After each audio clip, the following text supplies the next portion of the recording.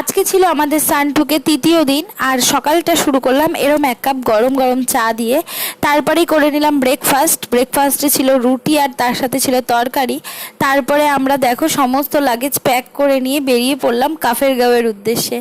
আজকের দিনটা আমরা এখানেই কাটাবো। আর দেখো এই হোমস্টেটাতে না কি সুন্দর একটা বাগান ছিল, একদম ছোট্ট ছিল বাগানটা, কিন্তু অপূর্ব লাগছিল দেখতে। এই ছিল আমাদের হোমস্টেটা, ভীষণ সুন্দর ছিল এখানকার পরিবেশটাও।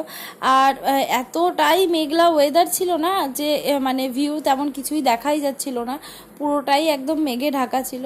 তো চলো এবার আমরা লাঞ্চ সেরে নিই। এখানে ছিল হচ্ছে ফুলকপি, আর তার সাথে ছিল ডাল আর স্যালাড ছিল, আর ওদের স্পেশাল একটা চাটনি ছিল, আর ছিল ডিম কষা। তারপরে আমরা বেশ খানিকক্ষণ ঘুমিয়ে নিয়েছিলাম, আর একদম সন্ধ্যা হয়ে গেছিলো। আর এখানে দেখো এখানে আগুন জ্বালানোর ব্যবস্থাও করেছিল, কারণ আজকে এখানে হবে বারবিকিউ। এই দেখো এখানে চিকেনগুলোকে গ্রিল করা হচ্ছে, ওনারাই সবটাই করছে। সন্ধ্যাবেলা আমরা এইসব খাওয়া দাওয়ার পর রাত্রিবেলা লাঞ্চে ছিল চিকেন কষা, আর তার সাথে ছিল ভাত। তো চলো ভিডিওটা আজকে এই পর্যন্ত, দেখা হবে পরের একটা ভিডিওতে। বাই।